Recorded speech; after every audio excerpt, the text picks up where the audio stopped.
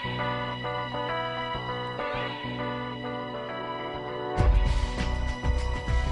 professional advice with a personal touch, consult F.L. Fuller Landau, Chartered Professional Accountants and Business Advisors. Click on flmontreal.com.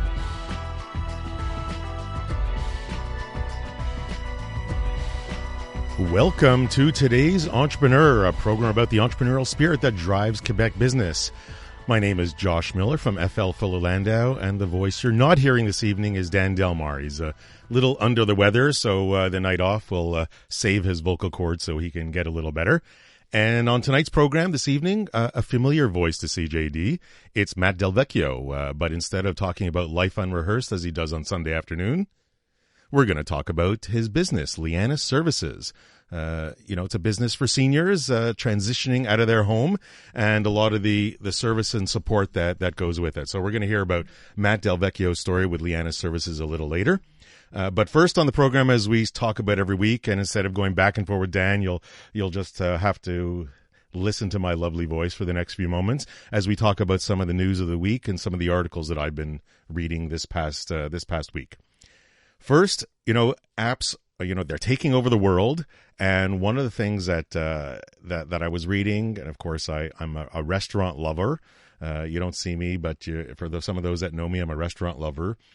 But there are these apps that are all over, and I'm not talking about the Open Tables of the world or the Bookendas or the YP Dines.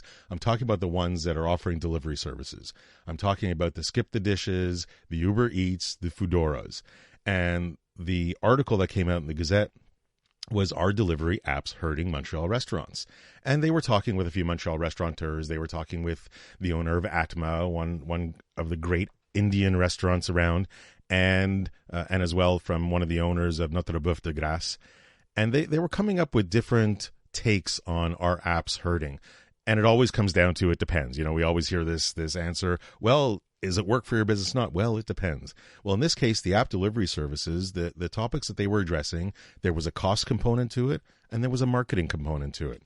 And the challenge for businesses and the entrepreneurs always is there bang for the buck? And that's what you have to measure, because the app services that are out there are essentially taking about 25 to 30% commission. As I said, the Foodoras, the Skip the Dishes, the Uber Eats, they're taking about that. Newcomer Golo, that maybe some of you have seen around, are taking less, a little under 20%. But that 25 to 30% that most take, it's a chunk of change. And for anybody that's run a restaurant before, and for those that haven't, typical cost of good of a restaurant is about 30%. So add to that the other 30% of the food, the service, delivery service, and you're left with about 40%. 40% has to pay staff and rent and hydro, plus hopefully there's a profit. So there's a big function. However, the Foodoras, the Uber Eats, the Skip the Dishes do also offer a marketing component. That business has been growing and growing and growing. Some people estimate that it's close to $1.5 billion of business across Canada. Some estimate that that's way under, and it's several $billion worth.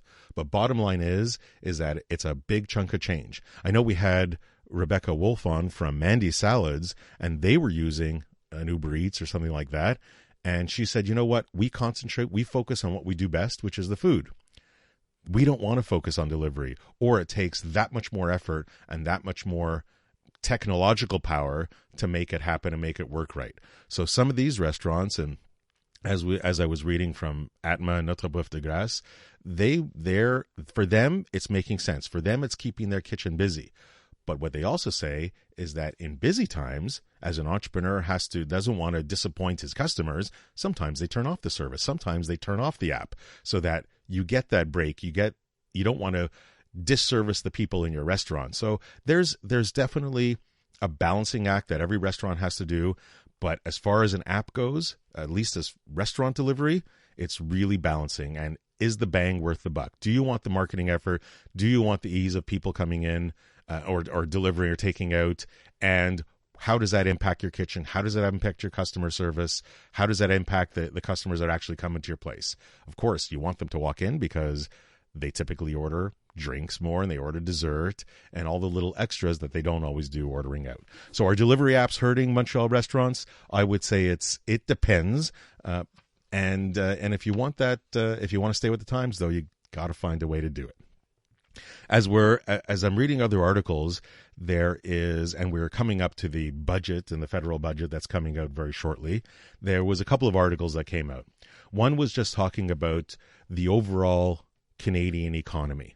And there was this article in the Montreal Gazette again that was talking about how just before the financial crisis in 2008, there was about $140 trillion of debt owed by governments, businesses, household globally.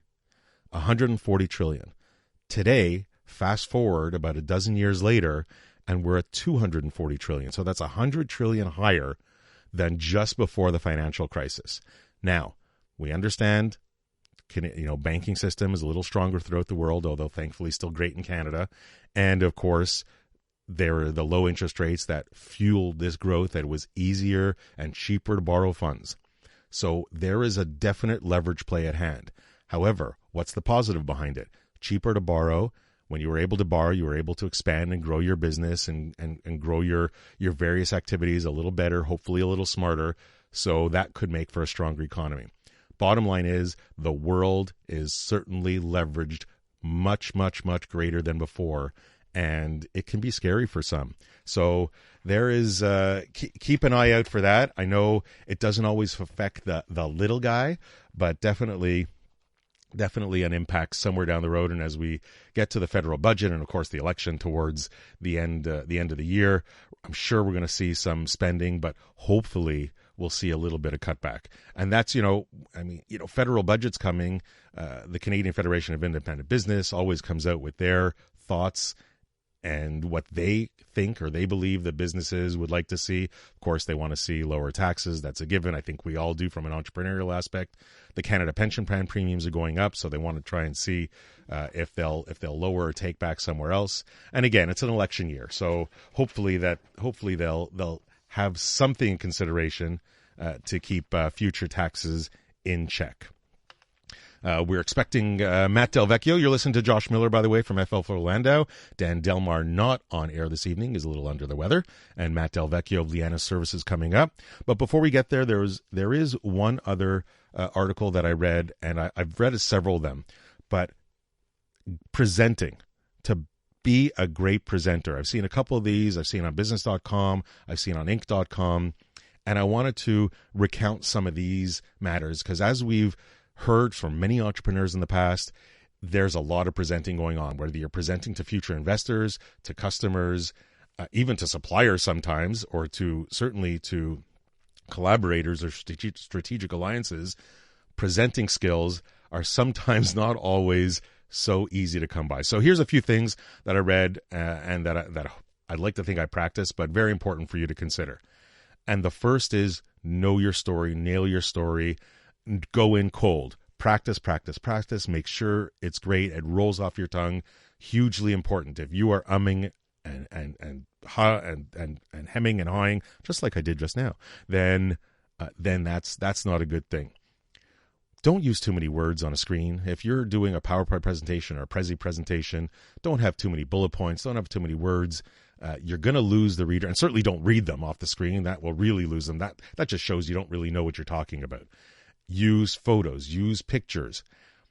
Equally important is always have that purpose. Always have a simple reason and a simple purpose that you can always come back to.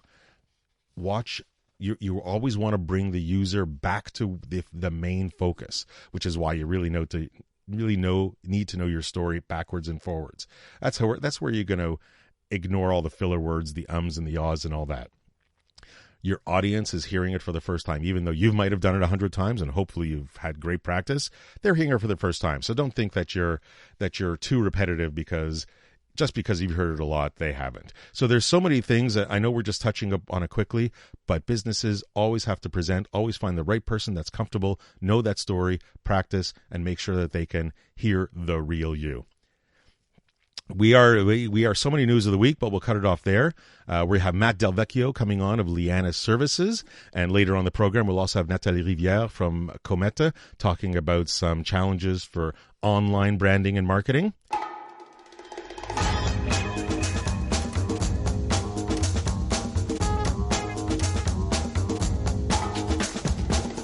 For professional advice with a personal touch, consult FL Fuller Landau, Chartered Professional Accountants and Business Advisors. Click on flmontreal.com.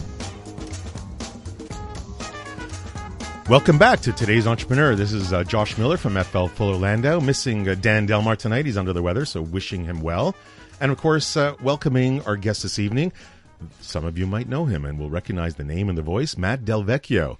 But this time not from Life Unrehearsed. This time it's from his business, Lianas Services. So welcome, Matt, to the program. Thanks, Josh, for having me. Great to be here. How does it feel sitting in a different chair? Yeah, different chair. Loving it, though. Excellent. So far you're doing well. You know, we don't have to guide you too much for the program. Thanks. And later we're going to talk a little online marketing with Nathalie Rivière from Cometa. But before that, we'll as we do each week, and just so the listener understands, Matt, what is Lianas Services? Yeah, Lianas is basically assisting families, moms and dads, and the adult children when there is a transition from their home into a retirement residence or, at the extreme level, a nursing home, long-term care. And we take families through that whole process, which can sometimes be a little overwhelming, a little emotional, and try to help them out. Especially retirement residents. As soon as somebody says retirement residence, they probably always think nursing home or like last place, full of services, but it doesn't necessarily mean that. Yeah, unfortunately, there's a real stigma, particularly for the older generation. The industry has developed so much. However, the older generation would think of a residence as that nursing home. You know, perhaps thinking it's only wheelchairs and people looking outside all day long. And the industry has developed so much, Josh, in the last 10, 15 years, and developing even more. There's a whole segment, we'll call it post leaving the home, not to the nursing home, but for the next 10, 20, 30 years, retirement residences. So how many retirement residences do you even deal with? Yeah, just in Greater Montreal, there's a little over 1,000 residences. Now we're including Laval and the South Shore in that, but there is a huge, and this is just in the private sector. We're not talking, by the way, I should clarify, in public sector, what we're referring to are nursing homes in the public sector. But when I talk 1,000, that's the whole residential options you have. Now, we'll come back to how you interact with some of those and how you deal with your customers, clients, kids, adults, parents, grandparents. But before that, kind of want to take a step back and figure out where you started with Lianas Services. About how long ago did it begin? Yeah, so this is my fourth year. I'm 52, took the plunge at around 48. But quite frankly, the toughest part was before 48. It was I was corporate guy in similar industry, the cleaning and sanitation industry, for many, many years, over 25 years. Cleaning and sanitation. I guess it could be similar. Well, maybe not exactly, but similar. It's funny you mention that because I was exposed to, we sold cleaning products and disinfectants and hand sanitizers, and our biggest, fastest growing market segment were nursing homes and hospitals. So that kind of got me exposed to it.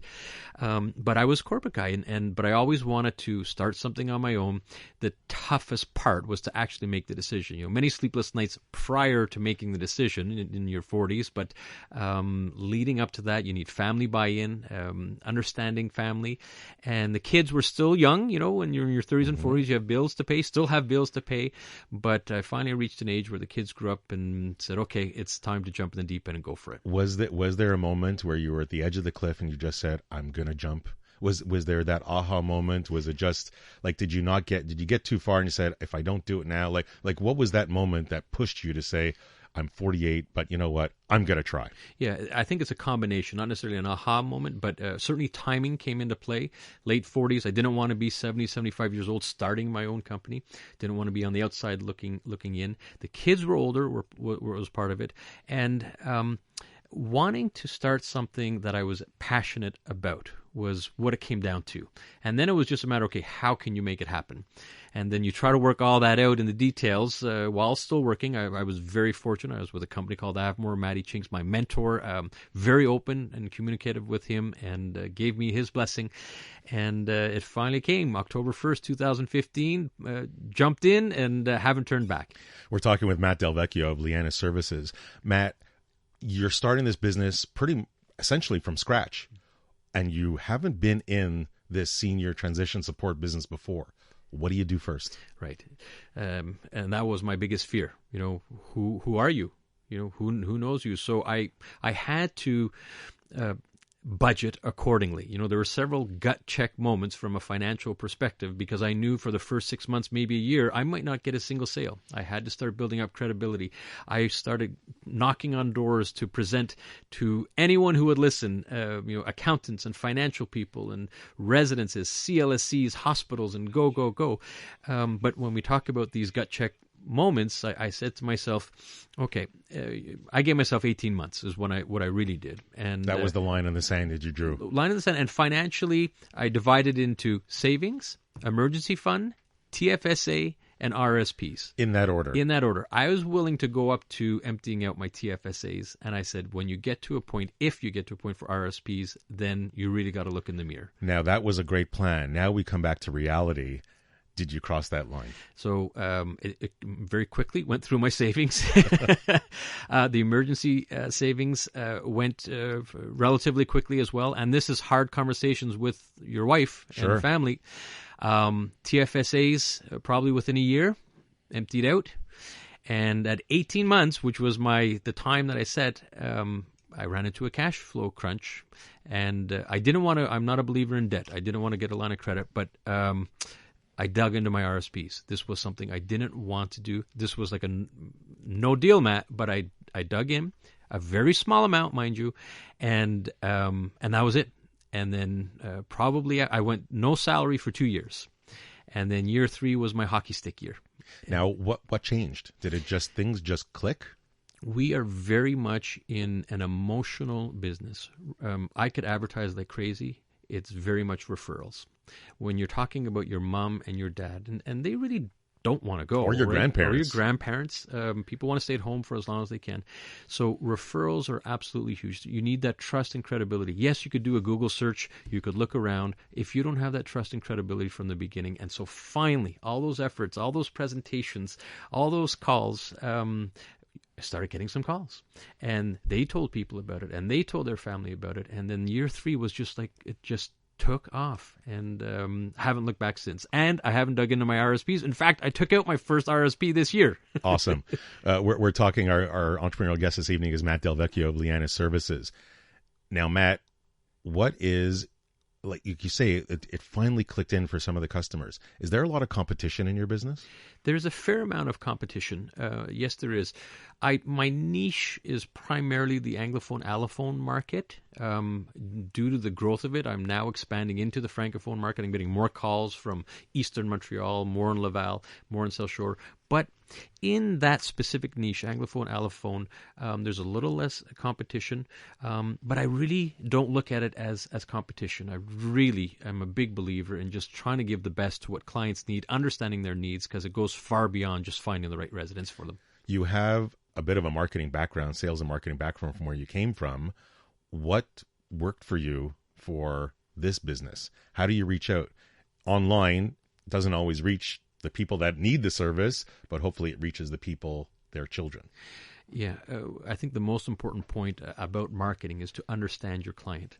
And you truly need to understand their needs. And as the business grows, you need to pivot as well. So I went from looking and transitioning moms and dads into residences to now my wife is actually a big part of my business, because a lot of the children were saying, great, you found the right residence, but now we need to sell the family home. Now there's boxes all over the place. We have to downsize. We have to move. We need someone to coordinate all this. So the transition division, which was not part of the original business plan by any means, is now a very big part of the business plan, because it's listening to the clients, and we want to be A to Z for them. And did this come to you because of all the questions you got, or because you were looking at your competition? Like, how did this come to you? Was it your wife was in real estate anyways? Like, how did questions from clients? Clients coming back to us. You know what? That was you were great. Thank you. Your advisors were wonderful, but we have a problem now. They weren't happy. Now we got to deal with the house. Now we have to downsize, and we have family home 40 years, 50 years. There's boxes all over. What are we going to do? Who's going to fill out the paperwork for GazMet and so on? So that became an extension. No, listening is absolutely huge in any business and any marketing. I think it's phenomenal. And when I know there's also the pricing aspect, and you really want to be fully transparent. So when we come back, we'll chat with that. We're talking with Matt Del Vecchio of Lianas Services. Stay tuned for the coming part of the story.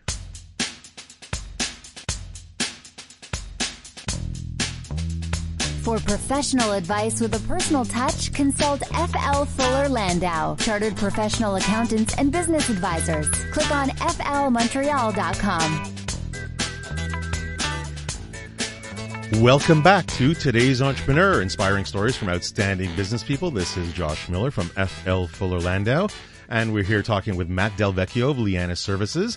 Later on the program, we'll welcome Natalie Riviere from Cometa as we talk about online reputation management. And for your content, are you really using the right words? Are you really describing your business accurately? So that'll be a little later in the program.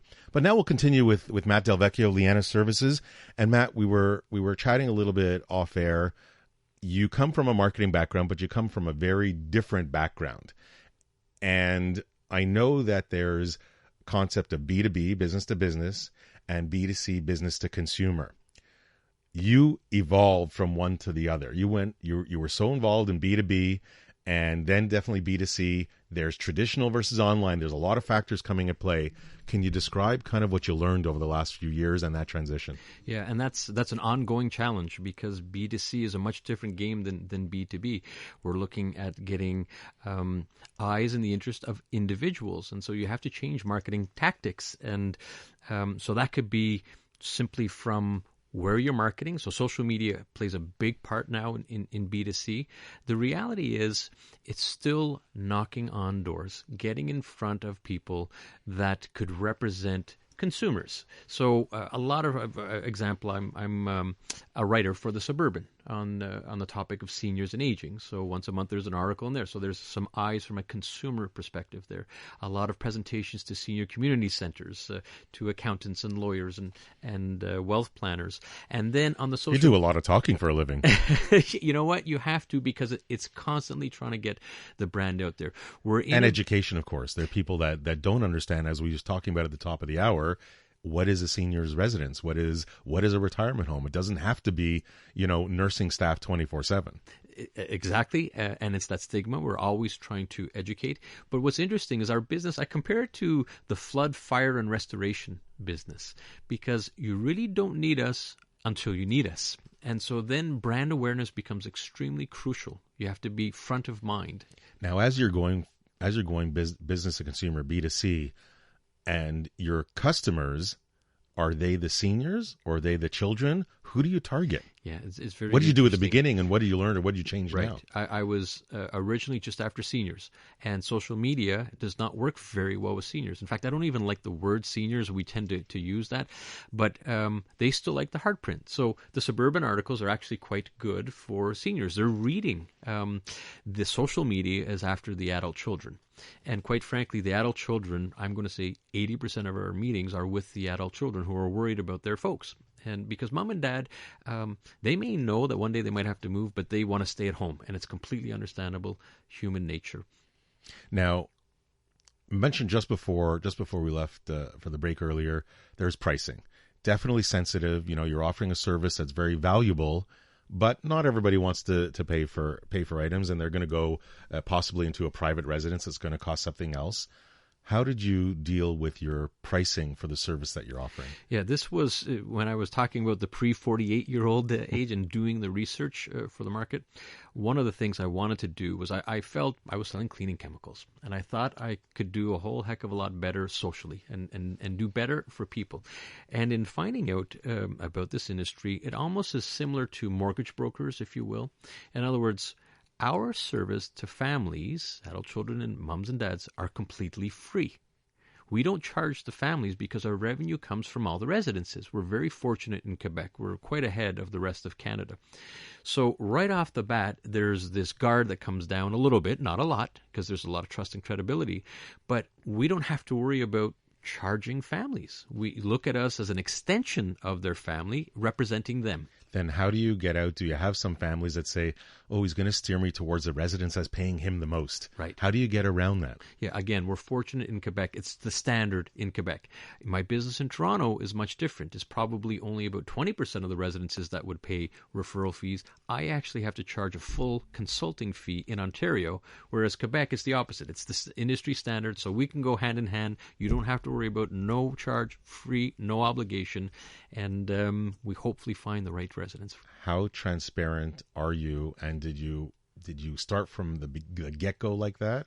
Or not? Like, what is transparency? What's the value of transparency for you? Yeah, so you talk about trust and credibility. That is the core foundation of the business. Full transparency. You need to have full transparency. So, for example, people think, oh, well, if I'm going through a third party like you, I'm going to pay more for my monthly rent because someone has to pay the price. When, in fact, that's not the case at all. There are published price lists in all the residences. In fact, you'll laugh. Why? Because what do moms and dads do at the dining room table in front of everyone else? Well, they talk to their neighbors, right? What are you paying? So there's some consistency across the pricing. There's no secrets when I've realized very quickly that as you age, there's very few secrets that come around. Regardless whether it's money or bladder control or whatever, there's very few secrets that come about. So transparency is important. Transparency is absolutely key. Once that gets established, then that's when we see, when we're sitting down with families, because honestly, the first meeting with a lot of families, there's tears involved. It's very difficult and challenging. So you become very close to the family quickly, and so that trust and credibility, as soon as you've got to be transparent, and then from there it makes the process a little easier. Now, we don't have much time to get to this, but the human resource side of it, you're not alone. You have some people that work with you that are also dealing with families. Is it tough? Was it tough to find them? And do you have to kind of screen them for them to have a little bit of empathy when they're dealing? Yeah, that's a good point. Lianas Senior Advisors, two rock stars, like to call them, Patricia and Daniel here in Montreal. I have in Ottawa and Toronto and BC. It's not terribly hard to find volume. Most of the time, it's people that are passionate about seniors. They understand the senior living industry. They've probably worked in the corporate world and are a little fed up with the corporate world, but still want to keep busy. So I'm very fortunate. I've got resumes that I can use, but you tend to stick to, like I mentioned, Pat and Daniel here are just wonderful people, my right-hand people that I rely on. Why? Because it's that trust and credibility. It's the most important part. They're with the families. Within minutes, they could say, okay, I could trust this person. Was it tough to find them? You do have to find the right people. So when I put out a call, I'll probably get 20 resumes. It's not hard to get the resumes, but you really have to narrow down to find the right person, because you said it exactly. It's empathy. Empathy and patience are two components to it. Some people say, well, you need nursing or a medical degree. Yeah, but psychology is probably the biggest factor. We've heard it often from entrepreneurs before and other guests in the program. You can teach the skill set, but you can't teach attitude. In this case, you can't necessarily teach empathy. So you have to feel it from them. Thank you very much for talking with Matt Del Vecchio of Lianas Services. And coming up on the program, we're going to talk a little bit about online reputation management and a little bit about content and how you can better describe your business when people are looking on their phone and on your website, with Natalie Riviere of Cometa.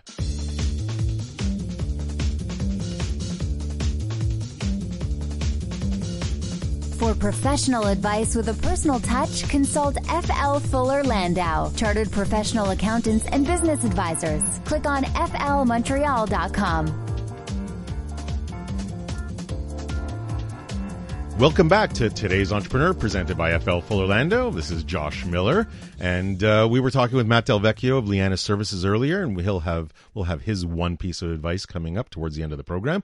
But before that, we welcome Natalie Riviere of Cometa. Welcome back to the program, Natalie. Thank you so much, Josh. And we're going to talk first about online reputation management. We were talking with Matt on air, off air, and you need to be credible. You want your customers to believe in you, and you need to ensure that all the online remains as positive as possible and remains true to yourself. So that really, everybody in the past and traditional media, the reputation management is, you hope your name doesn't get in the paper and you hope your friends don't talk to you, but there's this whole online that you really don't control. So I'm going to wind you up, or I've already done that, and look at you and say, when somebody says online reputation management, what are the challenges that pop into your head? Well, first and foremost, I'd start with this marketing opportunity that we have now that never existed before, where we can say that 100% of the population goes to one place and searches for reputation, credibility, information. And this has never, ever before happened. So search engine optimization and how you show up in Google, since most people use Google, but all search engines kind of work the same. How you show up to search engines is super important, because whether it is B2B, B2C, whether it is someone who's already sold and a lot of word of mouth marketing, no matter what, if it's an investor, a partner, a client, anyone along the chain is still at one point going to Google you before investing and making a decision to commit. So should you Google your own name and company relatively 100%, often? Definitely. It's a good maintenance practice. And in terms of controlling what comes up there, search engines, organic search engine results can't just be bought and paid for. It isn't a quick game, but it's not a complicated game either. And it's not something that many people know. So it's a very good thing to apply. And chances are you will be able to stand out. And so there's 6 major things that search engines consider. You want to really familiarize yourselves with them and work to get up there. A lot of them favor social media because of the ways that search engine work. Those 6 things include updates, they include traffic, they include links. The sites with the most of those out there are the social channels. So beyond social media as a customer service tool, or a community tool, you can also look at it as a search engine optimization tool to be found very quickly for your social accounts and then work on converting it to the website that you own where you can have relationships with these people. Now, when you Google yourself and you're checking online, you find something that might not be accurate. I don't know. Is there anything that somebody can do to fix that? It's tough to go back online. It's tough to work backwards. Because it's out there forever. Yeah, you really don't get to delete. These things live on other people's servers. They're in other people's control, and often people don't have too much control on a website. So even if they manage to get it up there, doesn't mean they're a website that really takes good care and knows how to get it off. You really would need to get it off, but the solution in any kind of reputation management or in general a best practice is to dilute it. And so you want to be able to use many tools, especially those that are the most popular for traffic and links and updates, to push it down, dilute it, and contribute more content that could leave it behind. Matt, your credibility is huge for you as you're dealing with seniors and parents and all that. How are you managing it? What are you dealing with it? Yeah, it's a huge issue because your name, that's as far as we go. We've got to live off of our name. It's not a product. We're selling a service. One little thing I do is this, you may have heard of Google Alerts. It's through Google Alerts. So I have Lianas, I have my name, I have different words on Google Alerts, and they'll come up on a daily basis if my name or Lianas has come up.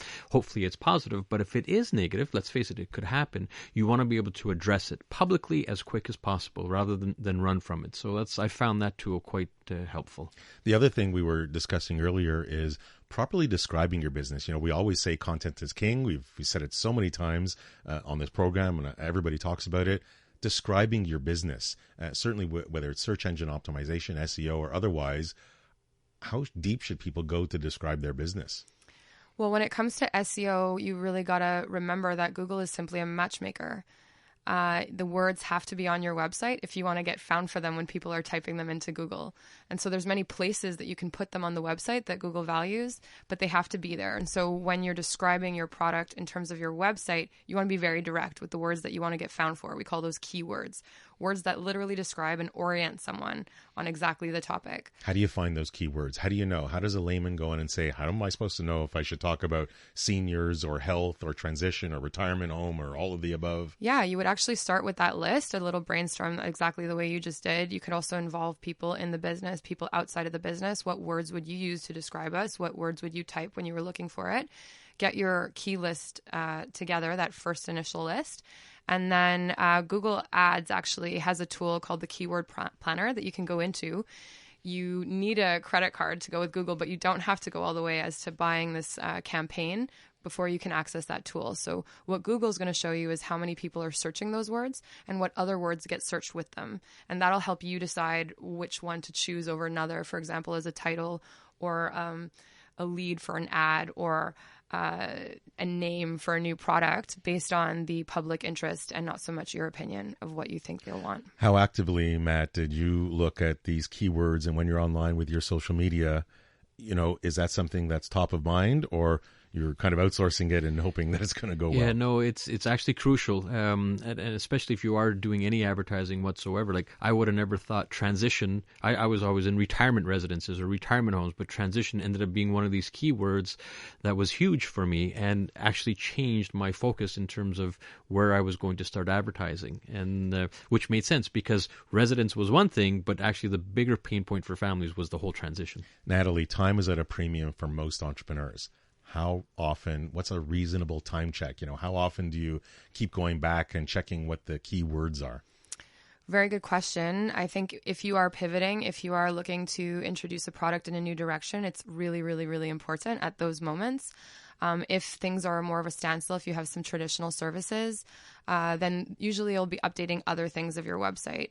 You want to check on the performance, but I'd say even like if you set a good SEO base, maybe once a year you want to go back, because the other SEO practices that you should be focused on is creating new content with those words, updates with those words, conversations around those words in other areas of the website and areas of your marketing than just the way that you can plant them into your site. Thanks very much, Natalie Riviere from Cometa, online reputation management and content and describing yourself. So many important aspects, definitely challenging and time consuming, but very important. Thank you very much for sharing those thoughts. Thank you. And as we approach the end of the program, as we do each week, we'll turn to our guest, Matt Del Vecchio of Lianas Services, and ask you, Matt, what would be your one piece of advice for today's entrepreneur? Yeah, for those that are considering to take the leap, first and foremost, you can't be doing it for the money. You need to go after your passion. You really go after what you love, and you'll get reinforced with that passion. And a quick a little example, we had a mother and a daughter. The mother wanted nothing to do with moving. Long story short, she moved into a residence. She called myself and my wife a month later and said, I am forcing you to come to my place for a spaghetti dinner because I should have done this 2 years ago. And you can't ask for anything better than that. So we had a spaghetti dinner with mom and her daughter in her new residence, and just reinforced the passion that we love. Positive reinforcement. There's no question that's what keeps us going. And my quick takeaway, Matt, is really, you made the leap and you didn't regret it. Don't have any regrets as an entrepreneur, because you can't turn back the clock. So we thank Matt Del Vecchio, Lianas Services. Thank you for being on our program. Thank you very much. Again, thank you to Natalie Riviere from Cometa for sharing some of the online challenges for entrepreneurs. And we come back in a couple of weeks. We're off next week, but we come back in a couple of weeks with Rocket Sport. Great story about a little hockey accessory. So thanks very much for tuning in. All past shows, go to todaysentrepreneur.org, and we shall see you soon. Have a great evening.